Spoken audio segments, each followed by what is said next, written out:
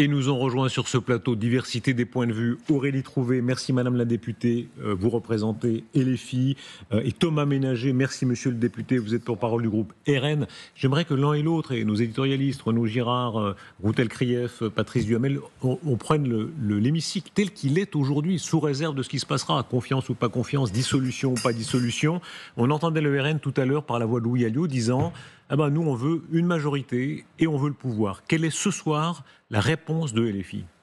La réponse de LFI, c'est de dire oui, évidemment, il faut faire en sorte qu'il n'y ait plus cette politique qui a causé tant de malheur aux Français, une politique des gouvernements de M. Macron, dont fait partie le gouvernement de M. Bayrou. Donc vous voulez renverser le gouvernement Bayrou? Écoutez, moi je partage une chose avec M. Bayrou. Une chose qu'il a dite, c'est que la situation est grave et même gravissime. Un record de défaillance d'entreprises, un record de pauvreté dans le pays, des services publics qui sont à l'os. J'entends aujourd'hui, par exemple, qu'il y aura des milliers d'enfants en situation de handicap qui n'auront pas de scolarisation à la rentrée. Donc c'est une catastrophe. Et qui a provoqué cette crise? Quel gouvernement, quelle politique? Évidemment, les politiques d'Emmanuel Macron. Donc la responsabilité, j'ai bien dit, c'est bien de voter la défiance envers ce gouvernement et surtout de faire autre chose. Expliquez-nous la politique de remplacement, le gouvernement de remplacement et la majorité de remplacement. Alors je vais vous parler du fond, d'accord? Le budget, oui. L'on peut répondre au problème de la dette. D'abord, la dette et le déficit a été creusés par ces politiques d'Emmanuel Macron, de M. Bayrou, etc. Qu'est-ce qu'on peut faire? Il y a une quarantaine de milliards d'euros, on nous dit, à aller chercher. Ça se discute, mais soit, disons cela. Eh bien, il y a en deux mesures, on peut y répondre. La taxe Zuckman, qui propose, et c'est juste, d'aller chercher 2% sur 1800 personnes, les 1800 ultra riches en France qui ont plus de 100 millions de patrimoine, et de faire payer très justement les multinationales, donc de faire éviter l'évasion fiscale, là aussi une vingtaine de milliards d'euros. En deux mesures, d'accord? On va aller chercher l'argent là où il s'est concentré, dans les poches des ultra riches, et non pas des milliards sur le dos des malades, des retraités, des travailleurs. Aurélie Trouvé, je vous propose, prenons chapitre par chapitre, puisque vous amenez ce sujet-là, c'est une partie du débat. Vos réactions sur ce plateau, quand est-ce que le débat peut s'engager là-dessus? C'est-à-dire, et d'ailleurs François Bayrou lui-même imaginait que c'est une des voies, faire payer les plus riches. Alors moi je trouve que dans une Europe ouverte, puisque nous avons librement choisi la liberté de circulation des capitaux, des hommes et des biens, c'était librement choisi par le peuple français. La mesure de surtaxer les justes est juste, excusez-moi, Madame le député, absurde. Absurde pourquoi? Parce que ces gens qui créent de la richesse, parce qu'en fait, ils sont riches, mais l'argent ne leur tombe pas dans leur lit tous les matins. Hein. C'est parce qu'ils travaillent, c'est parce qu'ils prennent des risques, c'est parce qu'ils entreprennent. Eh bien, ces gens-là, c'est très simple, ils iront s'installer, comme déjà beaucoup l'ont fait, en Italie, en Angleterre, enfin ailleurs. Puisque on a décidé d'ouvrir les frontières, ça s'est fait depuis 40 ou 50 ans. Ouvrons le débat. Donc, moi je pense que déjà nous sommes... Réponse d'Aurélie Trouvé, et on va je finis une phrase. La France est déjà le pays où les impôts sont les plus lourds. Cette politique a été contre-productive et a cassé l'investissement productif en France. Réponse d'Aurélie Trouvé, on fait tourner la parole là-dessus, sur ce sujet-là. Tout à fait. Des dizaines de milliards d'euros de cadeaux fiscaux ont été faits aux ultra-riches par le président Macron et ses gouvernements. Vous êtes d'accord? Pour quel résultat? Je l'ai dit tout à l'heure. Pour un appauvrissement considérable du pays, pour un chômage de masse qui réaugmente, pour des plans de licenciement qui se multiplient, pour 650 000 personnes en plus qui sont pauvres aujourd'hui, d'accord? Et en plus, avec ce qu'il promet là, ce qu'il nous promettait plutôt, c'est encore des centaines de millions de personnes en plus qui deviendront pauvres. Vous êtes d'accord? Madame le député, Emmanuel Macron a eu raison au début de son mandat de faire, vous appelez ça des cadeaux, non, des incitations qui étaient bonnes pour les entrepreneurs et ceux qui voulaient risquer leur argent dans l'industrie française et sur le sol français, ça il a eu raison, mais ensuite, malheureusement, après la crise des Gilets jaunes, il a renoncé à mettre de l'ordre dans l'État nounou qui ne sait plus même ce... Le point de vue du RN dans ce débat. Nous, on l'a dit, le problème de ce budget, au-delà de faire les poches des Français... Les plus riches, les impôts sur les plus riches. Les plus riches, sur la taxe Zucman, on a déjà eu des débats assez longuement à l'Assemblée nationale. Nous, on a d'autres taxations, on est pour un retour d'une forme d'impôt sur la fortune, mais sur l'impôt sur la fortune financière, taxer la spéculation, pas ennuyer ceux qui investissent dans des entreprises, qui ont des biens productifs, qui ont des biens familiaux, qui ont du patrimoine, un patrimoine familial, parce qu'on savait très bien que c'était injuste, l'ISF. Parfois, il y avait des personnes qui héritaient d'une maison familiale dans un endroit qui était très cher, ne pouvaient même pas la garder, alors que c'est l'enracinement. Nous, on défend l'enracinement. Il y a aussi des personnes qui ont des biens agricoles, qui produisent des usines. Il faut avoir une réflexion intelligente pour taxer les rachats d'actions, pour taxer la spéculation, ce qui ne sert pas à l'économie réelle. Donc, il faut avoir une politique intelligente, ciblée. Et le problème aussi du plan de M. Bayrou, si on revient plus globalement, c'est qu'il faisait les poches des classes populaires, des retraités, de ceux qui souffrent déjà énormément ces dernières années. Vous parlez déjà à l'imparfait. Mais oui, parce qu'on le sait aujourd'hui, sauf surprise, on sait que c'est plié. Maintenant, il faut se projeter vers demain.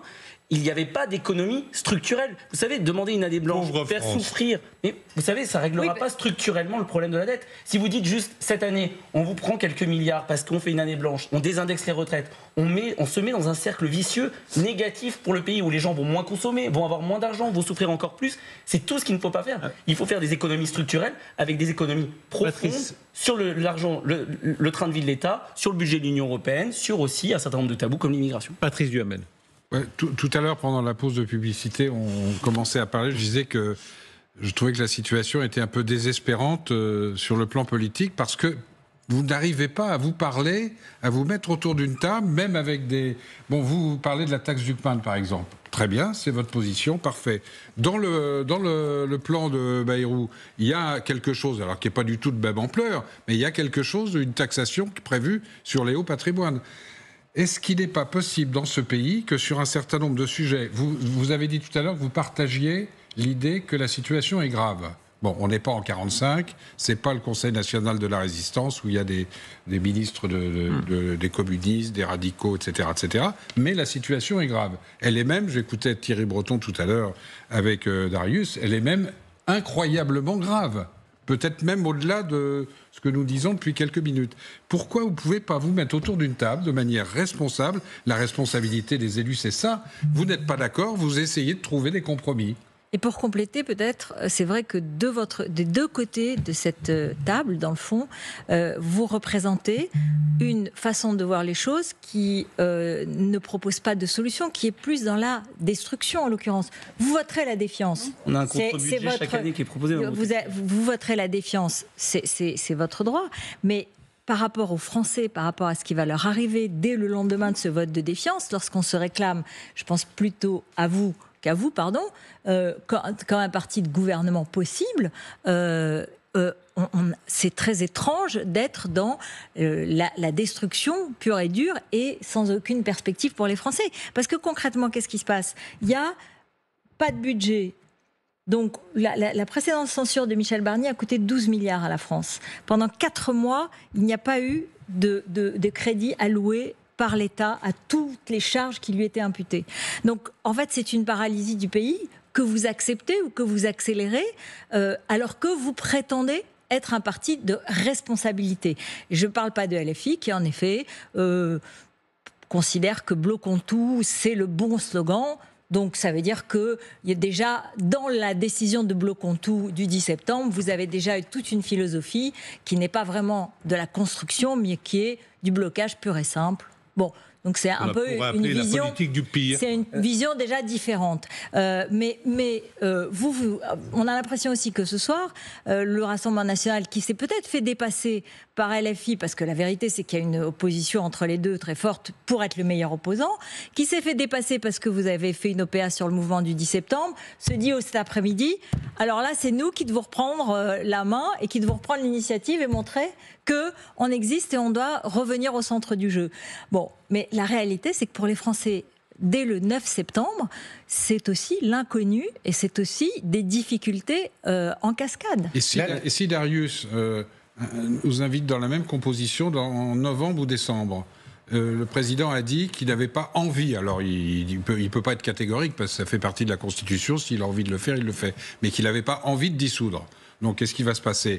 Après le 8 septembre, le 9, le 10, il y aura un nouveau Premier ministre ou une nouvelle Première ministre qui va proposer un budget qui sera à peu près dans la même grandeur qu'aujourd'hui avec des détails, il n'y aura plus les jours fériés, etc., que vous allez censurer.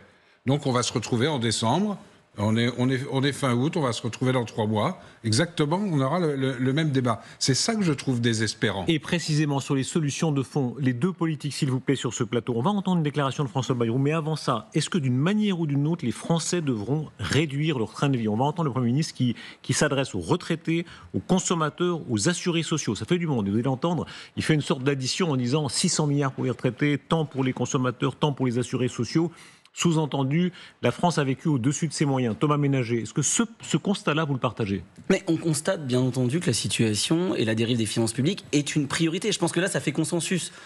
Mais contrairement à ce qui vient d'être dit, on ne nous demandera pas de dire si on est d'accord sur le constat. On est tous d'accord, c'est des chiffres. C'est ça la question qui est posée le 8 septembre. Vous connaissez la 5e République, c'est un vote de confiance. Qu'est-ce que c'est un vote de confiance depuis la 5e République ? Est-ce que vous êtes en confiance ? Est-ce que vous êtes dans la majorité ? Vous le savez très bien. La 5e République, c'est ça. C'est vrai que... Et on ne peut pas dire qu'on soutient le gouvernement. On n'est pas en confiance avec ce gouvernement. Le vote, et cet article, il est très clair. C'est pour ça qu'on n'a pas hésité longtemps. Vous auriez pu vous abstenir en disant on est d'accord sur le constat, mais pas sur les solutions. Mais la question, c'est plutôt... Vous voyez ce que je veux dire ? Pourquoi François Bayrou a utilisé le vote de confiance alors qu'il sait qu'il n'a pas de majorité, si ce n'est s'il veut créer un décorum d'une sortie qu'il choisit et d'une date de départ qu'il choisit, alors même que Marine Le Pen lui a écrit il y a un mois en lui disant voilà ce qui ne va pas dans le budget, est-ce qu'on peut se voir, est-ce qu'on peut échanger, est-ce qu'on peut trouver des solutions, voilà ce qu'on vous propose. À la différence des gouvernements même précédents, même de M. Barnier et même de M. Bayrou dans une première version, il n'a reçu personne. Il n'a absolument dialogué avec aucune des forces politiques. Et ça, on sera tous d'accord. Pas pour les retraites, on ne peut pas dire ça. Pour les retraites, il y a eu un conclave total. Sur le budget, il nous a dit voilà le budget. Alors qu'il aurait pu déjà nous recevoir, il aurait pu attendre une censure, et là, on aurait pris nos responsabilités en regardant. Là, on nous demande simplement, est-ce que vous votez la confiance ? Est-ce que vous rentrez dans la majorité ? Monsieur le député. Non, nous ne sommes pas dans la majorité. En tout cas, s'il vous plaît, non, le constat. Écoutez François Bayrou, merci beaucoup. Écoutez François Bayrou sur le constat général. Et encore une fois, il dit, c'est pas la faute à Pierre, Paul, Jacques ou Jean, mais il y a une forme de responsabilité collective. Écoutez-le. Mais cela me permet de rappeler à tout le monde que la dette, ce ne sont pas les gouvernements qui la consomment. Cette dette colossale, elle a été, année après année, consommée en dépenses courantes et en protection de nos concitoyens. Il suffit de penser au Covid. Je dis ça devant Elisabeth Borne. Aux retraités, pour quelques 600 milliards, Catherine et Astrid. 600 milliards sur les dernières années. Aux consommateurs en TVA réduite, aux fonctionnaires en salaire. Et la vérité, c'est que la dette, c'est chacun d'entre nous. Et vous nous avez rejoint, Bruno Fuchs, bonsoir. Bonsoir. Vous êtes la voix bayrouiste sur ce plateau. Et enfin, la voix de la... Un bayrouiste. Vous laissez, oui, si on traduit ce que vient de dire le Premier ministre, toutes les catégories dont il a parlé, c'est-à-dire nous tous en réalité, il dit nous, la dette c'est nous tous, est-ce que ça veut dire que nous tous, tout le monde devra vivre sur un standard un peu plus bas? Non, ça veut dire que si on ne trouve pas les financements, c'est-à-dire la création de valeur année après année pour financer ce modèle, eh bien on ne pourra pas le préserver. On a atteint un niveau de dette tellement limite, insupportable aujourd'hui, qu'il faut trouver les moyens pour produire plus. Quand il prend 600 milliards, il y a au budget de l'État 30 milliards par an de dotation aux retraites des fonctionnaires. 30 milliards fois 20 ans, c'est l'échelle qu'il a pris, ça fait 600 milliards. C'est 600 milliards qui sont venus grever la dette. Est-ce que ça n'est pas une crainte de dire les choses? Ces mots qu'on a prononcés dans beaucoup de pays voisins, Schröder, des gens comme des sociodémocrates allemands qui ne sont pas suspects des droitards, qui disaient oui, rigueur, serrer la ceinture, sacrifice. C'est pas vrai qu'avec un niveau de dette faramineux, par miracle, on peut se désendetter et en même temps vivre tout aussi bien. On ne peut pas, et je pense qu'avec ce que j'ai entendu tout à l'heure et la forme d'irresponsabilité de mes deux collègues, ça va être pire. Parce que le 9 septembre, on n'avait plus de gouvernement, il n'y avait pas de budget. Il y a des gouvernements qui peuvent passer de l'un à l'autre, des ministres qui vont être nommés, qui vont redécouvrir les sujets, et donc la dette, le taux d'intérêt vont monter, et la dette va continuer d'augmenter. Et donc ce n'est pas 40 milliards, mais ça va être 50 ou 60 que le prochain gouvernement devra trouver. Sur ce mot, s'il vous plaît, puisque vous l'interpellez, si vous permettez, Aurélie Trouvé, irresponsabilité, il parle de vous. Alors, je le redis, la responsabilité aujourd'hui, c'est de ne pas faire ce qui a échoué depuis tant d'années. Et non, je suis désolée, la dette, ça n'est pas nous tous. La dette, les premiers responsables, c'est ceux qui ont présidé à la politique économique de ces dernières années et qui est précisément catastrophique. Notamment, je l'ai dit, il manque des milliards et des milliards d'euros chaque année dans le budget parce que des cadeaux fiscaux ont été réalisés aux plus riches, aux multinationales, avec des résultats qui sont catastrophiques.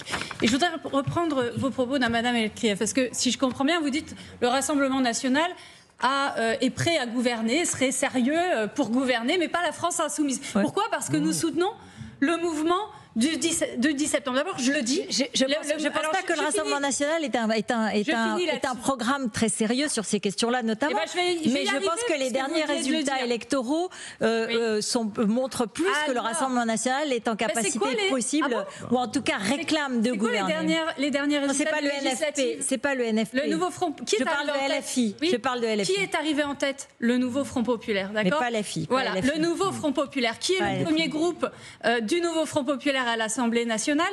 C'est bien la France insoumise. Et donc, je reviens sur le mouvement du 10 septembre, dont manifestement pour lequel vous avez beaucoup de mépris, mais je dis c'est pas la France insoumise qui l'a initié. Ils n'avaient pas besoin de nous pour ça, les gens.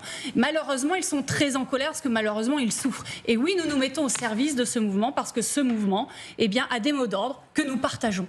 Voilà, tout simplement, de revenir à la retraite à 62 ans, pourquoi pas demain 60 ans, faire en sorte non pas de faire payer les malades, les retraités, les travailleurs ou les locataires pour cette dette, mais faire payer ceux qui se sont le plus enrichis, c'est-à-dire les ultra-riches. Et je vais finir par une chose. C'est que oui, nous avons fait des propositions très concrètes de budget alternatif. C'était à la Commission des Finances, ça a été même voté à la majorité.